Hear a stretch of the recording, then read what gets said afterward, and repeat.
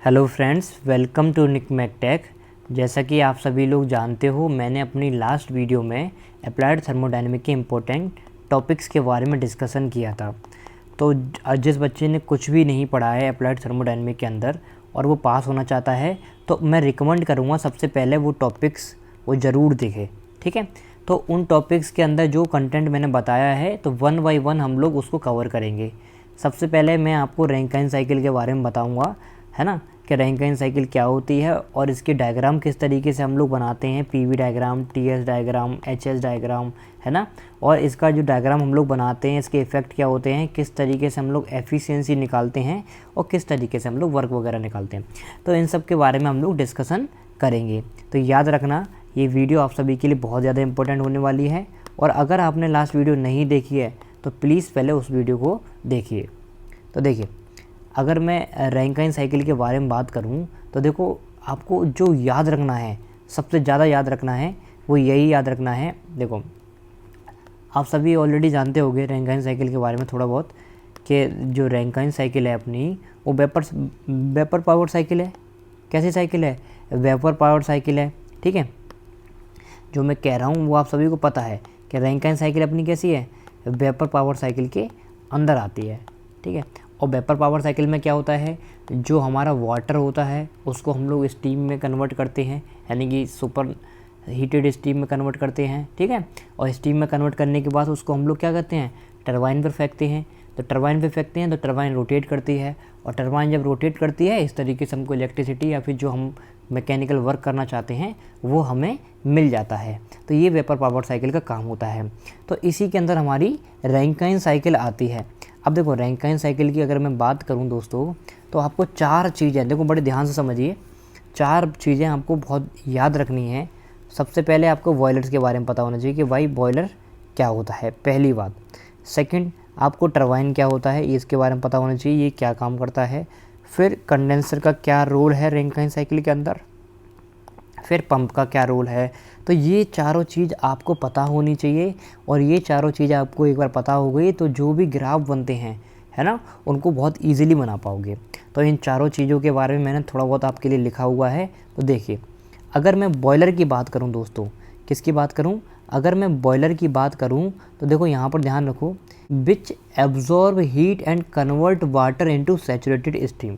यानी कि बॉयलर का काम क्या होता है दोस्तों, हीट को एब्जॉर्ब करना और जो हमारे पास वाटर है उसको सैचुरेटेड स्टीम और सुपर हीटेड स्टीम में कन्वर्ट करता है। ये काम किसका हो गया, हमारा बॉयलर का काम हो गया। अगर मैं टरबाइन की बात करूं तो टरबाइन क्या करती है, हीट को यूटिलाइज़ करती है ना, utilise the heat of steam and convert into mechanical energy, और उसको कन्वर्ट किस में करती है, मैकेनिकल एनर्जी में कन्वर्ट करती है, जिसको हम लोग सॉफ्ट पावर भी बोल देते हैं। ठीक है, फिर अगर मैं कंडेंसर की बात करूं तो कंडेंसर में देखो होता क्या है, यहाँ पर कंडेंसर में बताया गया है, विच रिजेक्ट हीट फ्रॉम स्टीम, जो स्टीम से हीट को रिजेक्ट करता है, and convert into saturated water, और उसको किस में कन्वर्ट करता है, सैचुरेटेड वाटर में कन्वर्ट करता है। देखो बेसिकली इसमें होता क्या है, जो हमारा बॉयलर होता है उसने हमारे जो वाटर है उसको सुपर हीटेड स्टीम में कन्वर्ट कर दिया। जब एक बार सुपर हीटेड स्टीम में कन्वर्ट हो गया हमारा वाटर, तो जो टरबाइन है उसके पास वो क्या करेगा, तो भाई जो हमारी जो हीट, जो स्टीम हमारी बनी हुई है, सुपर हीटेड स्टीम हमारी बनी हुई है, उसको मैकेनिकल एनर्जी में कन्वर्ट कर देगा, यानी कि हमारी जो सॉफ्ट पावर हम लोग जनरेट करना चाहते हैं वो हमारी वहाँ से हो जाएगा। तो एक बार ये काम होने के बाद कंडेंसर का काम क्या होता है, ये हीट को रिजेक्ट करेगा, ठीक है, और कन्वर्ट करेगा सैचुरेटेड वाटर में। कंडेंसर क्या कर देगा, कन्वर्ट कर देगा। उसके बाद हमारा पंप का काम होगा। देखो पंप का काम क्या है, ये बस प्रेशर को बढ़ाता है, ठीक है, which rise the pressure to the boiler. आपको पता है पंप हम लोग क्यों लगाते हैं, नीचे जो हमारा वाटर होता है उसको हम लोग ऊपर लाने के लिए, इसीलिए तो हम लोग पंप लगाते हैं। तो वही काम यहाँ पर भी है पंप का। पंप क्या कर रही है, raise the pressure to the boiler, ठीक है, प्रेशर को बढ़ाती है, बॉयलर तक पहुँचाती है बेसिकली। अब देखो ध्यान रखना है कि भाई इसमें हम लोग डायग्राम किस तरीके से बनाएंगे। तो अगर मैं डायग्राम की दोस्तों बात करूँ तो सबसे पहले हम लोगों को देखना पड़ेगा कि देखो कि पीवी डायग्राम हम लोग किस तरीके से इसका बनाते हैं। तो देखो यहाँ पर ध्यान से समझना पीवी डायग्राम को। मैं बहुत अच्छी तरीके से समझाने की कोशिश करता हूँ आपको। देखो, अगर मैं पीवी डायग्राम की बात करूँ, अगर मैं पीवी डायग्राम की दोस्तों बात करूँ, ये है हमारे पास पीवी डायग्राम। तो देखो, यहाँ हमने क्या बनाया, अपना इस तरीके से ग्राफ बनाया, और ये डायग्राम आप सभी के लिए बहुत ज़्यादा इम्पोर्टेंट है, तो इसीलिए बड़े ध्यान से समझिए। देखो, अगर मैं पीवी डायग्राम की बात कर रहा हूँ, एक काम करो, पीवी डायग्राम से बढ़िया सबसे पहले आप लोग टीएस डायग्राम समझिए, तो पीवी डायग्राम आपको बहुत ईजीली समझ आ जाएगा। तो सबसे पहले हम लोग टीएस डायग्राम को समझते हैं।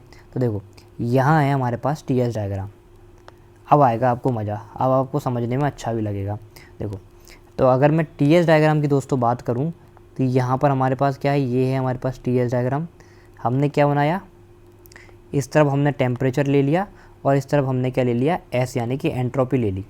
अब हमने ये लेने के बाद आप सभी को पता है, आपने थर्मोडायनेमिक के अंदर वो पढ़े होंगे, क्या बोलते हैं उसको, फेस चेंज, है ना, फेस चेंज पढ़े होंगे। तो आपको पता है जब टीएस डायग्राम हम लोग ड्रॉ करते थे तो उसका जो डोम होता था, है ना, कुछ इस तरीके से डोम होता था, यानी कि कुछ इस तरीके से हमारा बनता है टीएस डायग्राम के लिए। ठीक है, अब यहाँ पर सबसे पहले आपको उसमें एक बात और पता होगी कि हम लोग क्या करते थे, ये जो हमारी लाइन है ना, इस तरीके से जो मैं आपको दिखा रहा हूँ येलो से, ये जो हमारी लाइन है, ये हमारी कौन सी लाइन होती थी, ये हमारी प्रेशर लाइन होती थी। कौन सी लाइन होती थी, प्रेशर लाइन होती थी। मैं दोबारा रिपीट कर रहा हूँ दोस्तों, हम लोग टीएस डायग्राम बना रहे हैं, और टीएस डायग्राम का याद रखना है आपको, जो डोम होता है, जो मैंने रेड से आपको डिनोट किया है, इस तरीके का डोम होता है। और यहाँ पर हम लोग जो येलो से मैंने आपको शो करके दिखाया है, ये हमारा क्या है, प्रेशर लाइन होती है। ठीक है, और आप सभी को पता है जो इस साइड का एरिया होता है, यानी कि ये वाली जो लाइन होती है, इसको हम लोग क्या बोलते हैं, सैचुरेटेड लिक्विड लाइन बोलते हैं। और इस साइड की जो लाइन होती है, इसको हम लोग क्या बोलते हैं, सैचुरेटेड वेपर लाइन होती है। ठीक है, जिसको हम लोग सुपर हीटेड रीजन भी बोल देते हैं। और इस वाले रीजन को हम लोग क्या बोलते हैं, ये वाले रीजन को क्या बोलते हैं हम लोग, सब कूलिंग रीजन बोलते हैं। ठीक है, और जो बीच में जो रह जाता है, इसको हम लोग क्या बोलते हैं, वेट रीजन बोलते हैं। तो तीन चीज़ें तो आप सभी को ऑलरेडी पता होंगी। अब मैं यहाँ पर क्या कह रहा हूँ कि हमने क्या किया, सबसे पहले हमने ये रेड से, है ना, सबसे पहले हमने दोस्तों क्या किया, एक हमने डोम बनाया। डोम बनाने के बाद हमने येलो लाइन से क्या कर दिया दोस्तों, येलो लाइन से हमने डिनोट कर दिया कि भाई हमारी प्रेशर लाइन ये कुछ है। अब ये जो प्रेशर लाइन है, यही हमारा क्या है, बॉयलर, यानी कि बॉयलर का काम यही है। ठीक है, तो बॉयलर हमारा ये कुछ इस तरीके से बॉयलर का हमारा ग्राफ शो हो रहा है। अब इसके बाद दोस्तों आपको याद रखना है, बॉयलर के बाद जब बॉयलर हमारा जब काम हो जाएगा, तो जैसे ही हम सैचुरेटेड वेपर लाइन में बोलेंगे, तो मैंने आपको बॉयलर में क्या बताया था, जो हीट को एब्जॉर्ब करता है ना, और वाटर को कन्वर्ट करता है किस में, सैचुरेटेड स्टीम में और सुपर हीटेड स्टीम में। तो यहाँ ये जो पॉइंट आपको दिखाई दे रहा है, ये वाला पॉइंट दोस्तों, मैं ब्लू से सुनाता हूँ। ये जो आपको पॉइंट दिखाई दे रहा है दोस्तों, ये हमारा क्या है, सैचुरेटेड है ना, सैचुरेटेड स्टीम वाला। तो बॉयलर हमारा यहाँ गया, तो सैचुरेटेड स्टीम पॉइंट पे पहुँचा, है ना। जैसे ही हम सैचुरेटेड स्टीम पॉइंट पे पहुँचेंगे, तो यहाँ पर ये जो आगे काम हो रहा है दोस्तों, ये जो मैं दिखा रहा हूँ आपको, ये क्या है, अपना टरबाइन हो गया। तो यहाँ से बॉयलर का वाटर आया, है ना, वो स्टीम में बना, तो यहाँ से क्या हुआ, फिर टरबाइन में गया, टरबाइन नीचे आया, है ना। टरबाइन में आते ही दोस्तों फिर हमारा कहाँ जाएगा, कंडेंसर के अंदर जाएगा। ठीक है, टरबाइन का वर्क मैं ऑलरेडी आपको बता चुका हूँ। टरबाइन क्या करता है, हीट को एब्जॉर्ब करेगा, यूटिलाइज़ करेगा, है ना, स्टीम को, और कन्वर्ट करेगा मैकेनिकल एनर्जी में। जैसे कन्वर्ट करेगा फिर कंडेंसर में भेज दिया जाएगा, है ना। कंडेंसर में जाने के बाद यहाँ पर हमारे पास क्या पहुँचेगा, लिक्विड पहुँचेगा, क्योंकि कंडेंसर का काम क्या था, हीट को रिजेक्ट कर देगा स्टीम से और सैचुरेटेड वाटर में कन्वर्ट कर देगा। तो यहाँ पर वाटर आ गया, सैचुरेटेड वाटर। ठीक है, बेसिकली बॉयलर में क्या हुआ, इस बॉयलर में वाटर था, है ना, स्टीम में कन्वर्ट हुआ, स्टीम से फिर यहाँ पर टरबाइन में आया, टरबाइन में होने के बाद कंडेंसर के अंदर गया। जैसे ही कंडेंसर के अंदर पहुँचा, तो यहाँ पर क्या होगा, सैचुरेटेड वाटर, और सैचुरेटेड वाटर को दोबारा से क्या किया गया दोस्तों, पंप के थ्रू ऊपर खींच लिया गया। ठीक है, तो ये तो हमारा सैचुरेटेड स्टीम वाला केस हो गया। और इसी को हम लोग दोबारा डायग्राम बनाएंगे। तो मैंने आपको एक ही डायग्राम में मैं आपको दिखा देता हूँ, ये हमने दोबारा डायग्राम हम लोग बनाएंगे। ये तो हमारा सैचुरेटेड स्टीम वाला केस हो गया, है ना, सैचुरेटेड वाटर वाला केस हो गया। अब अगर मैं यहाँ से सुपर हीटेड कर दूँ, है ना, स्टीम को, क्योंकि तो यहाँ पर आपको पता है थोड़ा बहुत मॉइस्चर भी रह जाता है वाटर का, स्टीम में पूरा कन्वर्ट नहीं होता, तो हमने क्या किया, सुपर हीट करा। जब हम सुपर हीट करेंगे तो थोड़ा सा ऊपर निकल जाएगा हमारा ग्राफ। जैसे ऊपर निकलेगा तो वहाँ से फिर हम लोग फिर वही टरबाइन में भेजेंगे इसको, है ना। टरबाइन में भेजने के बाद यहाँ से ये काम हो जाएगा, इस तरीके से फिर कंडेंसर में जाएगा और फिर पंप के थ्रू ऊपर खींच लिया जाएगा। तो ये सिंपल सा डायग्राम होता है हमारा टीएस डायग्राम। यहाँ पर आप लोगों को देख पा रहे हो, तो यहाँ पर देखो, आप लोग अगर देख पा रहे हो तो देखो यहाँ पर ये हमारे पास 1 है ना, ये 2 है, ये हमारे पास 3 है, ये हमारे पास 4 है। तो यहाँ पर मैंने लिखा है 1 2 3 4, है ना, 1 2 3 4। ये हमारी क्या है, Rankine cycle with saturated vapour, ठीक है।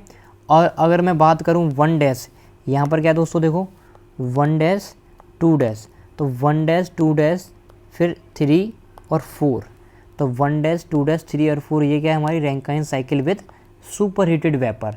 तो आपको एग्ज़ाम के अंदर कोई एक साइकिल बनानी है ना। ये मैंने एक ही डायग्राम में आपको दोनों साइकिल बना के दिखा दी है। या तो आप सैचुरेटेड वेपर वाली साइकिल बनाना है, यानी कि ये यहाँ से जो आता है वो, ठीक है, या फिर आप लोग सुपर हीटेड वाली साइकिल बनाना। तो एग्ज़ाम में दोनों में से एक साइकिल बनानी है, ये बात आपको याद रखनी है। अब हम बात करते हैं हमारी पीवी डायग्राम की तरफ बढ़ते हैं हम लोग, कि पीवी डायग्राम क्या होता है। तो देखिए, अगर मैं पीवी डायग्राम की बात करूं दोस्तों, देखो ये इसको मैं साइड से करता हूं थोड़ा सा। तो अगर मैं पीवी डायग्राम की बात करूं तो देखो यहाँ हमने क्या किया, ये हमने पीवी डायग्राम बनाया है ना। अब यहाँ पर देख पा रहे हो, जब हम पीवी डायग्राम ड्रॉ करते हैं तो आप सभी को पता है इसका जो डोम होता है दोस्तों कुछ इस तरीके से होता है ना, इस तरीके से डोम होता है। इस डोम को बनाने में आपको याद रखना है, ये जो थोड़ा सा पार्ट होता है ना, ये प्रेशर की तरफ थोड़ा ऊपर होता है और फिर वॉल्यूम की तरफ थोड़ा सा इस तरीके से होता है ना। ये हमने बनाया पीवी डायग्राम। अब यहाँ पर वही काम कि भाई जो हमारा प्रेशर है, ठीक है, जो बॉयलर का काम है वो 4 से लेके इस तरीके से हमारा सीधा जाएगा, है ना। जैसे ही हमारा सीधा जाएगा, यहाँ पर देखो आप लोगों को दिखाई दे रहा है, देखो आप लोगों को दिखाई दे रहा हो, तो मैंने क्या किया, यहाँ से 4 एक पॉइंट से स्टार्ट किया, 4 पॉइंट से स्टार्ट किया, यहाँ से स्टार्ट करके कुछ इस तरीके से हमने बॉयलर को वर्क कराया। तो सेम यहाँ पर जैसे ही पहुँचेगा, इस लाइन पे जैसे ही पहुँचेगा दोस्तों, तो कैसी लाइन होगी, ये सैचुरेटेड वेपर वाली लाइन होगी, है ना। और फिर क्या होगा, जैसे ही सैचुरेटेड वेपर वाली लाइन में पहुँचेगा तो यहाँ से नीचे आपका क्या आ जाएगा, टरबाइन में आ जाएगा, है ना। टरबाइन का वर्क आ गया। टरबाइन में आते ही फिर मैंने क्या बताया था आपको, कंडेंसर में जाएगा, ये कंडेंसर में चला गया। कंडेंसर में जाने के बाद यहाँ पर सैचुरेटेड हमारा क्या वाटर हो जाएगा, तो यहाँ से पंप के थ्रू ऊपर खींच लिया जाएगा। ये हमारा पीवी डायग्राम में ग्राफ बनता है, ठीक है। तो यहाँ पर आपको पता है बॉयलर क्या कर रहा है, हमारी हीट को इन कर रहा है, जबकि जो कंडेंसर है वो क्या कर रहा है, हीट को रिजेक्ट कर रहा है, इसलिए मैंने क्यू आउट लिख दिया। और ये जो पॉइंट है ये हमारा क्या है, टरबाइन का, तो हमने टरबाइन लिख दिया WT। और इसी तरीके से ये जो लाइन है हमारी क्या है, पंप की है, तो हमने WP लिख दिया, ठीक है। अब यहाँ पर आपको याद रखना है, ये तो हमारी पहली बात हो गई कि भाई अगर मैं सैचुरेटेड की बात करूँ तो ये हमारी सैचुरेटेड की बात हो गई, ठीक है। तो अगर मैं इसी को हम सुपर हीट कर दें, है ना, जो हमारा वेपर है अगर इसको हम लोग सुपर हीट कर दें, हमने सुपर हीट किया तो कुछ आगे तक हमारा पॉइंट पहुँचेगा। जैसे ही आगे तक पहुँचेगा फिर हमने क्या किया, देखो 4 से 1 पे गए हम लोग सुपर हीट तक, यानी कि थोड़ा सा आगे गए, है ना। आगे जाने के बाद हमने फिर वही टरबाइन वर्क हमारा नीचे आया, फिर यहाँ से फिर से कंडेंसर में गए, कंडेंसर में जाने के बाद पंप के थ्रू ऊपर खींच लिया गया, ठीक है। तो यही सेम पीवी डायग्राम में बना। तो डिफरेंस क्या हो गया, यहाँ पर इस तरीके से ग्राफ बना था और यहाँ पर इस तरीके से हमने ग्राफ बनाया। अगेन मैं एक ही बात बोल रहा हूँ आपको, अगर आपको एग्ज़ाम में बनाना है तो या तो आप लोग सुपर हीटेड वाला बनाएंगे या फिर आप लोग वेपर वाला बनाएंगे, सैचुरेटेड वेपर वाला। और जनरली जो सबसे ज़्यादा बनाया जाता है और जो एग्ज़ाम में पूछा जाता है वो सुपर हीट वाला ही बनाया जाता है।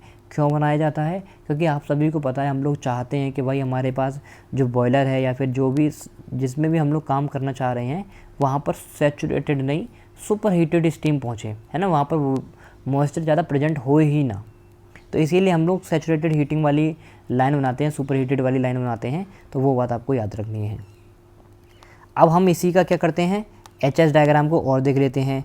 तो अगर मैं दोस्तों HS डायग्राम की बात करूं तो देखिए, अगर मैं HS डायग्राम की बात करूं तो हमारे पास कहाँ है HS डायग्राम, एक मिनट रुक जाओ, ये है हमारे पास, देखो दोस्तों, देखो एच एच डायग्राम।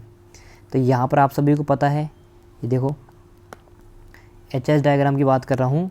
तो देखो यहाँ ये हमने लिया, ये हमने ग्राफ बनाया इस तरीके से, ठीक है। यहाँ हमारी एंथैल्पी यानी कि H और यहाँ पर एंट्रोपी यानी कि S। तो आप सभी को पता है एच एच डायग्राम का जो हमारा डोम बनता है वो इस तरीके से हमारा डोम बनता है। ये मैंने एच एच डायग्राम का डोम बना लिया, ठीक है। अब इस ग्राफ को दोस्तों और ज़्यादा अच्छी तरीके से समझिए, क्योंकि देखो पूरी रैंकिंग साइकिल आपको अच्छी तरीके से पढ़नी है, तो ये 3 ग्राफ आपके लिए बहुत ज़्यादा ज़रूरी है। आपके क्वेश्चन आता है रैंकिंग साइकिल के ऊपर, तो आप अगर 3 डायग्राम अच्छी तरीके से बनाकर आते हो ना, तो भी आपको नंबर मिलने के चांसेस हैं, ठीक है। तो टीचर को लगेगा कि हाँ भाई रैंकिंग साइकिल बच्चे को आती है, अगर उसने ग्राफ ढंग से बनाए हैं तो मैं क्या कह रहा हूँ, एच एच डायग्राम का हम बना रहे हैं। तो एच एच डायग्राम का डोम कुछ इस तरीके से होता है, और जैसे ही हमने डोम बनाया तो आपको पता है 4 ही हमारे काम हैं, क्या, हमारा बॉयलर, टरबाइन, कंडेंसर और पंप। तो हमने एक कोई पॉइंट से स्टार्ट किया, माने को 4 पॉइंट से स्टार्ट किया। 4 पॉइंट से स्टार्ट करने के बाद हमने क्या किया, इस तरीके से हमने लाइन बनाई, ठीक है। ये हमारी क्या है, प्रेशर कांस्टेंट वाली लाइन है, मैंने बताया प्रेशर लाइन होती हैं। अब प्रेशर कांस्टेंट वाली लाइन है हमारी, तो हमने P1 कांस्टेंट लिख दिया। इसी तरीके से हमारी ये वाली सेकंड वाली लाइन है दोस्तों, इस तरीके से बनती है, ठीक है। तो हमने P2 कांस्टेंट ले लिया। आपको याद रखना है जो हम लाइन बना रहे हैं ना, देखो इसकी जो लाइन बनती है वो आपको याद रखना है कि इस तरीके से जाती हैं, इस तरीके से जाती हैं, यानी यहाँ तो नैरो होती हैं और इस साइड थोड़ी वाइड होती हैं, इतना आपको याद रखना है। तो मैंने 4 पॉइंट से स्टार्ट किया, 4 पॉइंट से स्टार्ट करके 1 पॉइंट तक पहुंचा। तो 1 पॉइंट तक जैसे ही हम लोग पहुंचेंगे तो टरबाइन का वर्क हम लोग फिर करेंगे, बिल्कुल स्ट्रेट नीचे आ जाएंगे, ठीक है। ये सैचुरेटेड वेपर वाली कंडीशन बता रहा हूँ आपको। अगर आप सुपर हीटेड वाली कंडीशन जानना चाहते हो तो भाई थोड़ा सा ऊपर कर दो, यहाँ से हम टरबाइन में नीचे आ जाएंगे, कोई दिक्कत वाली बात नहीं है। अब तो आप लोग जान गए होंगे, ठीक है। फिर जैसे ही हम 2 पर आएंगे, यहाँ से हम लोग कहाँ जाएंगे, 3 की तरफ जाएंगे। तो आप मुझे बताओ ये क्यू आउट हो रही, कहाँ पर हो रही है, बताओ जल्दी फटाफट बताओ। कंडेंसर के अंदर हो रही है ना, और ये हमारी बॉयलर के अंदर हो रही है, क्यू इन। फिर यहाँ पर हमारी जैसे ही वाटर पहुँचेगा, सैचुरेटेड वाटर, यहाँ से हम पंप के थ्रू ऊपर कर लेंगे, ठीक है। तो अगर मैं यहाँ से लिखना चाहूँगा 1, देखो 1 2 3 4, 1 2 3 4 हमारी क्या है, सैचुरेटेड, क्या है दोस्तों, सैचुरेटेड वाली लाइन है हमारी, ठीक है। और अगर मैं बात करूँ यहाँ से 1 डैश 2 डैश 3 और 4, 1 डैश 2 डैश 3 और 4 की बात करूँ तो ये सुपर हीटेड वेपर वाली लाइन है। तो इस तरीके से हम लोग एच एच डायग्राम बनाते हैं। तो ये 3 डायग्राम आप सभी के लिए बहुत ज़्यादा इम्पोर्टेंट है। आप इन डायग्राम को बनाने के बाद अगर आप लिखना चाहते हो कि भाई किस तरीके से हम लोग लिखेंगे, तो देखिए मैं आपके लिए लिख के भी लाया हूँ। एक बार डायग्राम बनाना, डायग्राम बनाने के बाद आप लोग इस तरीके से लिख सकते हो इसको। जैसे देखो मैंने यहाँ पर लिखा है कि 1 और 2, अगर मैं उसकी बात कर रहा हूँ, नॉर्मल वाले डायग्राम की बात कर रहा हूँ जो मैं हमने सबसे पहले डायग्राम बनाया था, है ना। हमने सबसे पहले इस तरीके का डायग्राम बनाया था, ये कुछ इस तरीके का हमने डायग्राम बनाया था दोस्तों, ठीक है। तो मैंने कोई एक ग्राफ ले लिया। तो मैं क्या कह रहा हूँ, 1 से 2 ये हमारा 4 था, आप सभी को पता है। ये हमारा क्या था, 4 था, है ना, है ना। ये हमारा क्या था, 3, ये हमारा 1, ये हमारा 2 था। तो 1 से 2 हमारा क्या हो रहा था, रिवर्सिबल एडियाबेटिक एक्सपेंशन, ठीक है। 1 से 2 हमारा क्या हो रहा है, रिवर्सिबल एडियाबेटिक एक्सपेंशन। और किसमें, टरबाइन के अंदर। देखो हमने नंबरिंग गलत ले ली, हमने जो नंबरिंग ली थी, देखो मैं आपको दिखा देता हूँ, सबसे बेस्ट तरीका यही है, दिखा दो। हमने नंबरिंग क्या ली थी, ये हमने 1 माना था, है ना। ये हमने क्या माना दोस्तों, 1 माना था। टरबाइन वाला देखो वर्क अगर आप देख पा रहे हो दोस्तों, ये टरबाइन वाला वर्क है, यही तो है। तो 1 और 2 से टरबाइन वाला वर्क है ना, 1 और 2। फिर यहाँ कंडेंसर 2 और 3 के बीच में है, और पंप हमारा 3 और 4 के बीच में है, यही तो है। तो वही चीज़ हमने यहाँ पर लिखी है। क्या लिखी है, देखिए यही कि रिवर्सिबल एडियाबेटिक एक्सपेंशन हो रहा है दोस्तों। क्या हो रहा है, रिवर्सिबल एडियाबेटिक एक्सपेंशन हो रहा है। इसको हम लोग आइसेंट्रोपिक एक्सपेंशन भी बोल रहे हैं, ठीक है। क्या बोल रहे हैं, एडियाबेटिक एक्सपेंशन भी बोल रहे हैं। अब यहाँ पर इसको हम लोग 1 डैश 2 डैश भी लिख सकते हैं, ठीक है। कोई भी एक लाइन लिखनी है, कोई दिक्कत वाली बात नहीं है। 2 से 3 की अगर मैं बात करूं तो यहाँ पर कांस्टेंट प्रेशर पे हीट रिजेक्शन हो रहा था कंडेंसर के अंदर, वो मैं आपको बता चुका हूँ। 3 और 4 की अगर मैं बात करूँ, ये रिवर्सिबल एडियाबैटिक कंप्रेशन है, कंप्रेशन हो रहा था, आप सभी को पता है, ठीक है। फिर 4 से 1 की बात करूँ, यहाँ पर हीट एब्जॉर्प्शन हो रहा था बॉयलर के पास। तो ये मैंने आपको टीएस डायग्राम से बता दिया। अब हम लोग कैलकुलेशन करते हैं कि भाई किस तरीके से हम लोग कैलकुलेट करेंगे, ये भी तो बताओ भाई। कैलकुलेशन तो आपके लिए इम्पोर्टेंट है। तो देखो, अगर मैं कैलकुलेशन की बात करूं तो वही हमने क्या लिया, एच एस डायग्राम अपना बना लिया। देखो, कैलकुलेशन के पर्पज़ से हमारा एच एस डायग्राम इंपॉर्टेंट होता है। जब भी हम लोग कैलकुलेशन करते हैं ना, तो हमेशा एच एस डायग्राम बनाते हैं। तो ये मैंने एच एस डायग्राम बनाया, देखो इस तरीके से मैंने एच एस डायग्राम को डोप बनाया। तो ये आपको पता है, ये हमारी प्रेशर लाइन है P1, है ना, ये हमारी प्रेशर लाइन है P2, है ना। अब मैंने क्या किया, कोई एक डायग्राम बनाया है तो मैंने सुपर हीटेड वाली कंडीशन दिखाई है। तो यहाँ मैंने सुपर हीटेड वाली कंडीशन दिखाई आपको। तो यहाँ से यहाँ क्या हुआ, हमारा बॉयलर का काम हो रहा है, क्यू इन हो रही है, फिर हमारा टरबाइन में जा रहा है, फिर हमारा कंडेंसर की जा रहा है, फिर हमारा पंप में जा रहा है। तो आप सभी को पता है कैलकुलेटिव अगर मैं पैरामीटर की बात करूँ तो हमारे पास टरबाइन, पंप, कंडेंसर और बॉयलर 4 ही चीज़ें होती हैं, ठीक है। और आज जैसे कि आप सभी जानते हैं ये वेपर पावर साइकिल है, तो यहाँ पर ओपन सिस्टम और फ्लो सिस्टम हम लोग बोलते हैं, इसका यूज़ करते हैं हम लोग, ठीक है। तो जब हम हीट कैलकुलेट करेंगे, बेसिकली हमें हीट निकालनी है, हीट इन कितनी हुई हमारी, तो हीट कैलकुलेट करेंगे तो यहाँ पर स्टडी फ्लो एनर्जी इक्वेशन हम लोग लगाते हैं, जो आपने थर्मोडायनेमिक के अंदर पढ़ी होगी। तो देखिए, स्टडी फ्लो एनर्जी इक्वेशन अगर मैं लगाएंगे तो किस तरीके से लगाएंगे वो देखिए। सबसे पहले देखो, ये है हमारे पास। अब देखो यहाँ पर देखो, आप सभी को पता है स्टडी फ्लो एनर्जी इक्वेशन क्या होती है, H1 C1 square upon 2 GZ1 plus Q H बराबर H2 C2 square by 2 GZ2 plus W। ये आपको अगर नहीं पता कि स्टडी फ्लो एनर्जी इक्वेशन क्या होती है और आप देखना चाहते हो तो थर्मोडायनेमिक की प्लेलिस्ट मैंने बना रखी है, तो वहाँ पर देख सकते हो स्टडी फ्लो एनर्जी इक्वेशन। तो ये इक्वेशन मैंने लगा दी। अब आपको पता है बॉयलर के अंदर हीट तो जीरो है ना, बॉयलर के अंदर हमारी हीट तो जीरो है, और यहाँ पर GZ2 और GZ1 हमारे कट जाएंगे। क्यों कट जाएंगे, क्योंकि यहाँ पर डेटम का कोई रोल ही नहीं है ना, इसीलिए। और यहाँ पर अगर मैं C1 स्क्वायर बाई 2 और C2 स्क्वायर बाई 2 को भी कैंसिल करता हूँ, क्योंकि वेलोसिटी का कोई ज़्यादा वो नहीं है हमारा, ठीक है। तो इसीलिए ये भी कट गई। यहाँ रह के गया H1, Q और H2। तो अगर मैं Q निकालना चाहूँगा तो क्या होगा, H1 यहाँ पर है और इधर जाके क्या होगा, माइनस में हो जाएगा। तो मैंने वही लिख दिया कि Q इन क्या होगा हमारा H2 माइनस H1। लेकिन हमें तो इस डायग्राम के अकॉर्डिंग बनाना था, है ना, हमें तो इस डायग्राम के अकॉर्डिंग बना रहा था। तो देखो यहाँ पर Q इन किस में हो रहा है, 4 में और 1 के बीच में Q इन हो रहा है हमारा दोस्तों, ठीक है। तो इस डायग्राम के अकॉर्डिंग अगर मैं Q इन निकालूंगा तो देखो आपको पता है जो बड़ा क्या है हमारा बड़ा क्या है 1, और 4 क्या है हमारा छोटा, है ना। तो बड़े में से छोटा माइनस करते हैं, तो इसीलिए Q इन हमने निकाली H1 माइनस H4, ठीक है। क्योंकि यहाँ पर अगर डायग्राम की बात करें तो यहाँ पर जो हमारा वर्क हो रहा है Q इन, है ना, बॉयलर का जो वर्क हो रहा है दोस्तों 4 और 1 के बीच में हो रहा है, इसलिए मैंने यहाँ पर लगा दिया। और सिंपल अगर मैं कंडेंसर की बात करूँ, ये तो हमारा बॉयलर था, है ना। अगर मैं कंडेंसर की बात करूँ दोस्तों, तो कंडेंसर में आपको पता है हीट जो रिजेक्ट हो रही है 3 और 2 के बीच में रिजेक्ट हो रही है। तो देखो कंडेंसर में बिल्कुल सेम यही रहता है, बस फ़र्क ये आ जाता है दोस्तों, ये जो हमारा Q है ना, रिजेक्ट मतलब माइनस, कहीं ना कहीं हमारा लॉस हो रहा है, रिजेक्ट हो रहा है तो यानी माइनस हो रहा है। तो दोस्तों वही हमने माइनस Q ले लिया, और सेम रहता है H2 माइनस H1, ठीक है, बिल्कुल सेम होता है। बॉयलर की तरह ही हम इसका भी कैलकुलेशन करते हैं, बस हमने माइनस लगा देते हैं, ठीक है, हीट रिजेक्ट हो रही है इसीलिए। अब यहाँ पर 3 और 2 के बीच में हो रही है ना, तो यहाँ पर मैंने क्या लिख दिया H2 minus H3 Q output. अब हम बात कर लेते हैं अपनी टरबाइन वर्क के बारे में कि भाई टरबाइन का वर्क किस तरीके से हम लोग कैलकुलेट करेंगे। तो देखो टरबाइन आपको पता है 1 और 2 के बीच में टरबाइन का काम हो रहा है, तो वही चीज़ हमने वही स्टडी फ्लो एनर्जी इक्वेशन लगाई दोबारा से, H1 plus C1 square by 2 GZ1 plus Q, है ना, H2 plus C2 square by 2 plus GZ2 plus W। अब यहाँ पर दोस्तों हीट जीरो है हमारी टरबाइन में, हीट का कोई रोल नहीं हो रहा है, ठीक है, लेकिन हमें टरबाइन वर्क तो करना पड़ रहा है, तो हमने वर्क को 0 नहीं लिया, क्योंकि आपको पता है टरबाइन वर्क तो हमें करना पड़ रहा है ना।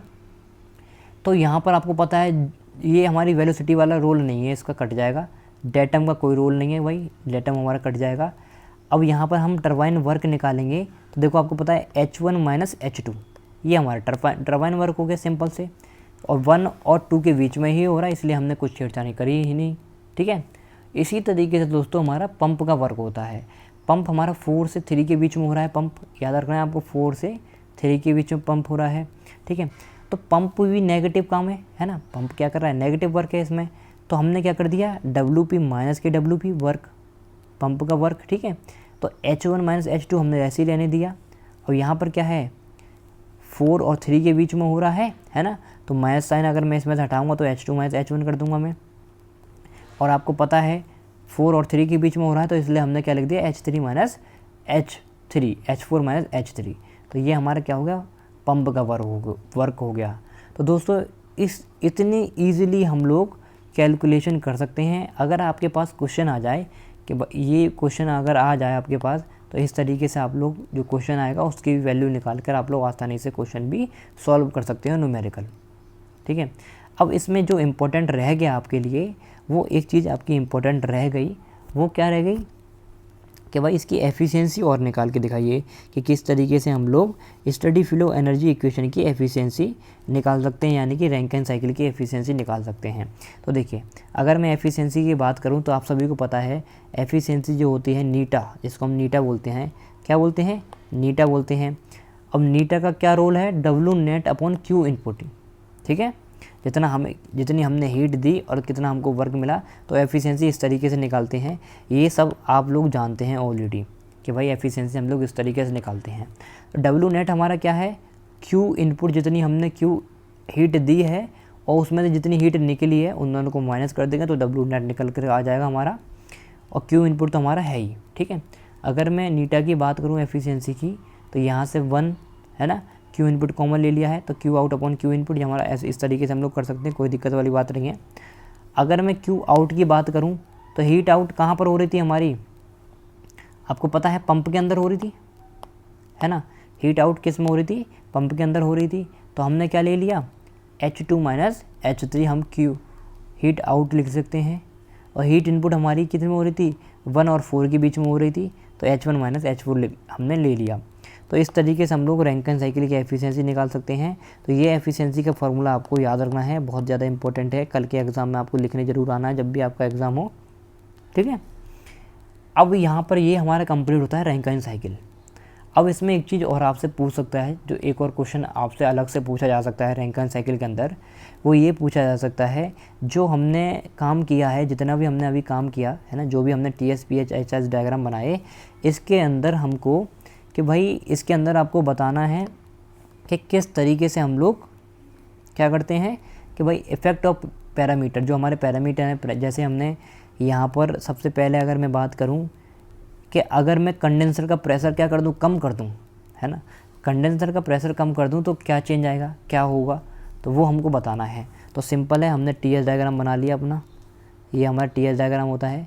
TS डायग्राम का डोम इस तरीके से होता है, आप सभी को पता है, ये मैंने डोम बना लिया TS डायग्राम का। जैसे हमने डोम बना लिया TS डायग्राम का, ठीक है, तो यहाँ पर हम लोग क्या कर रहे हैं, दोबारा से वही काम कर रहे हैं कि हमने, अब मैं एक ही साइकिल ले रहा हूँ, है ना, सुपर हीटेड वाली। तो मैंने वही अपनी प्रेशर लाइन बनाई सबसे पहले, ये मैंने अपनी क्या बनाई, प्रेशर लाइन बनाई सबसे पहले, ये मैंने प्रेशर लाइन बनाई अपनी, और ये हमने क्या किया, सुपर हीटेड वाली लाइन बना ली। अब यहाँ से ये हमारा क्या, बॉयलर का वर्क हो रहा है, ठीक है। बॉयलर से फिर कहाँ जाएगा, कंडेंसर में, वहाँ टरबाइन में जाएगा दोस्तों। तो मैं टरबाइन तक गया, यहाँ तक नीचे तक। अब फिर हमारा कहाँ जाएगा, कंडेंसर के अंदर जाएगा, ये हमारी कंडेंसर के अंदर गया, फिर हमारा पंप का वर्क हो गया। तो ये तो हमारी सिंपल रैंकिन साइकिल हो गई, ठीक है। लेकिन हमसे बोला क्या गया है कि हमें प्रेशर कम करना है, कंडेंसर का प्रेशर कम करना है। तो मैंने क्या किया, मैं रेड से आपको डिनोट करता हूँ कि मैंने क्या किया कि कंडेंसर का प्रेशर कम कर दिया, यानी कि ये हमारा कंडेंसर था, इसका प्रेशर कम किया तो कहीं ना कहीं नीचे पहुँचेगा। जैसे नीचे पहुँचेंगे तो इस तरीके से फिर हमारा कंडेंसर हो गया, और फिर हमारा टरबाइन वर्क, हमारा जो पंप का वर्क होगा वो ये होगा। तो यहाँ पर आपको देखने को क्या मिल रहा है, हमको क्या प्रॉब्लम फेस करने को मिली, तो हमको क्या प्रॉब्लम फेस करने को मिली वो देखिए। तो सबसे पहली बात, हमारा जो टरबाइन का वर्क था वो थोड़ा सा बढ़ गया। पहले हमारी टरबाइन इस पॉइंट तक करनी पड़ रही थी टरबाइन का वर्क, और हमको अब टरबाइन का वर्क इस पॉइंट तक करना पड़ रहा है। तो यानी कि हमें टरबाइन का वर्क हमारा थोड़ा बहुत बढ़ा है ना, टरबाइन ने थोड़ा सा काम ज़्यादा किया, टरबाइन का वर्क बढ़ गया। अगर टरबाइन का वर्क बढ़ गया तो देखो, पहले यहाँ से हम लोग पंप पानी ऊपर खींच रहे थे, अब यहाँ से पानी हमें ऊपर खींचना पड़ेगा, तो यहाँ से हमारा पंप का वर्क भी बढ़ गया। तो हम लिख सकते हैं टरबाइन का वर्क ज़्यादा है पंप के वर्क से। आपको जो दिखाई भी दे रहा होगा कि पंप, देखो टरबाइन का वर्क यहाँ तक करना पड़ रहा है हमें, पंप का वर्क यहाँ तक करना पड़ रहा है, तो टरबाइन का वर्क ज़्यादा है पंप के वर्क से, जो हमने लिख दिया। तो आप सभी को पता है हमारी जो एफिशिएंसी होती है W net upon Q input होती है।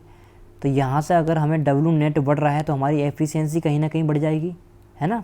तो after lowering to more value Q in, है ना, अगर हम तो इंक्रीजिंग एंड एफिशिएंसी डिक्रीजेज, तो हमारी एफिशिएंसी डिक्रीज़ होगी। तो यहाँ पर वही लिखा हुआ है, ठीक है।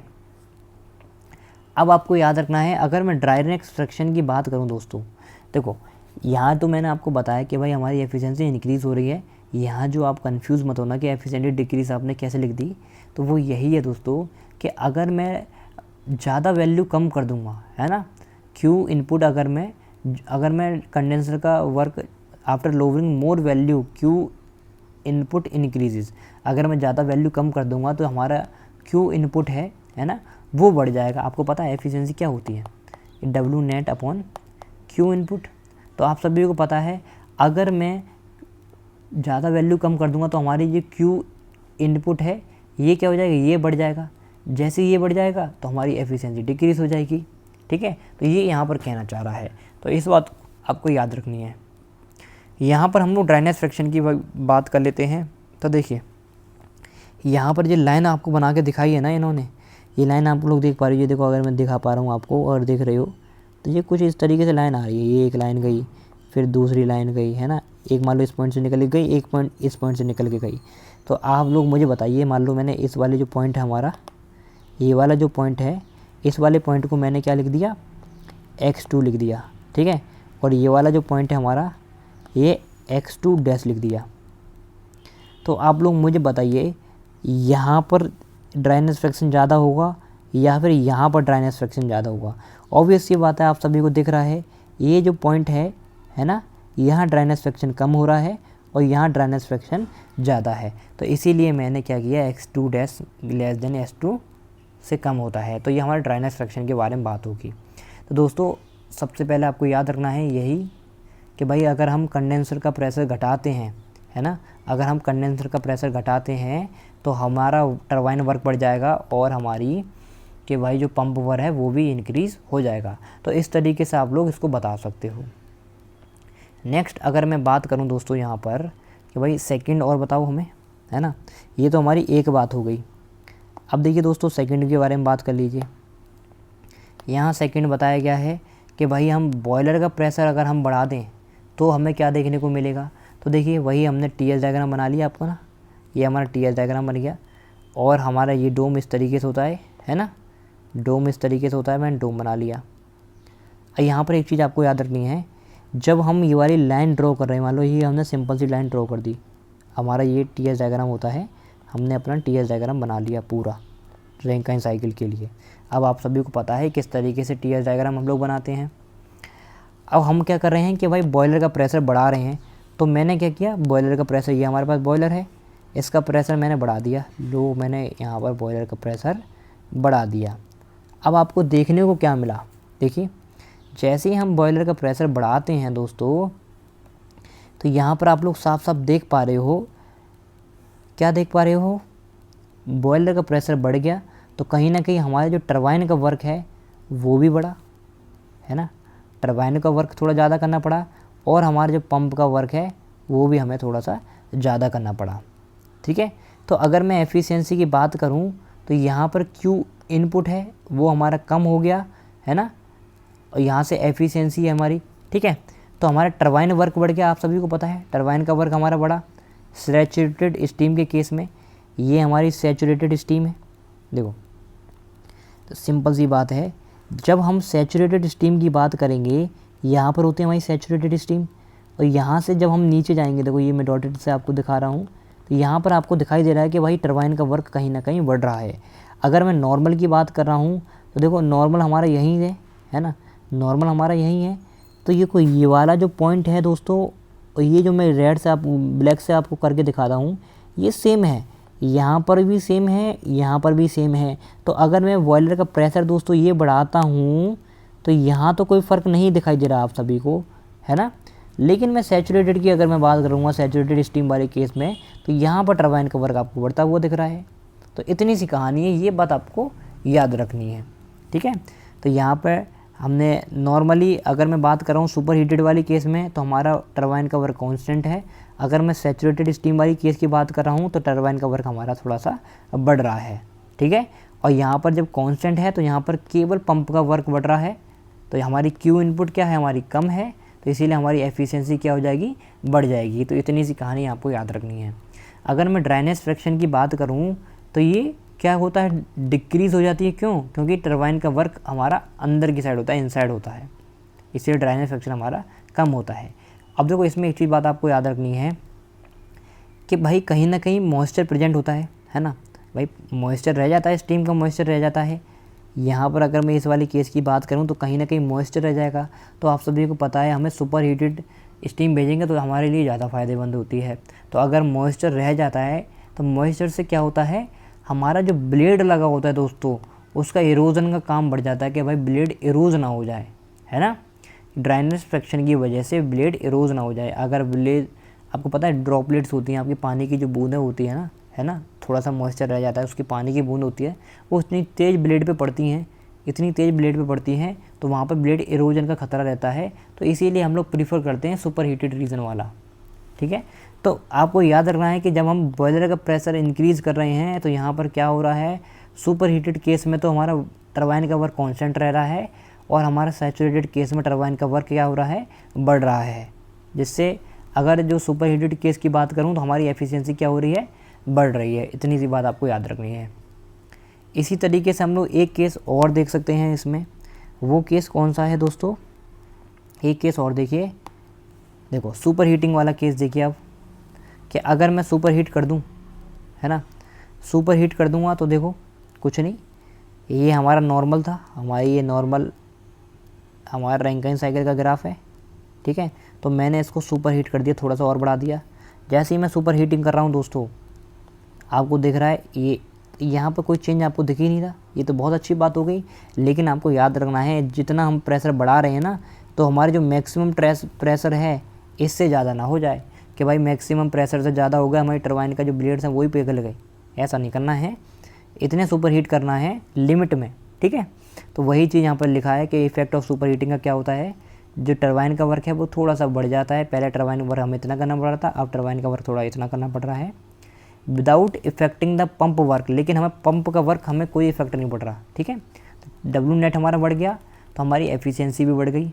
लेकिन अप टू सर्टेन लिमिट, एक लिमिट तक हम लोग एफिशिएंसी बढ़ाते हैं। क्यों बढ़ाते हैं, बिकॉज ब्लेड में भी बेल्ट, जो हमारा ब्लेड है वो मेल्ट भी हो सकता है सुपर हीटिंग की वजह से। तो इसीलिए हम लोग टेम्परेचर लेते हैं सुपर हीटिंग का, वो कम लेते हैं मेल्टिंग टेम्परेचर से, ठीक है। सुपर हीटिंग जो टेम्परेचर हमारा metallurgical change of blade, metallurgical change ना आ जाए ब्लेड के अंदर, उससे हम लोग, इसीलिए हम लोग कम लेते हैं थोड़ा सा। तो दोस्तों यही कहानी थी पूरी आपकी रैंकिन साइकिल के ऊपर। तो जितनी भी चीज़ें मैंने अभी रैंकिन साइकिल के बारे में आप सभी को बताया है, तो ये सब आपको याद रखनी है अगर आप अच्छे नंबर लाना चाहते हो तो, ठीक है। तो अगर आपको ये वीडियो पसंद आई है, हेल्पफुल लगी है, तो इस वीडियो को लाइक करें और अपने दोस्तों के साथ शेयर भी करें।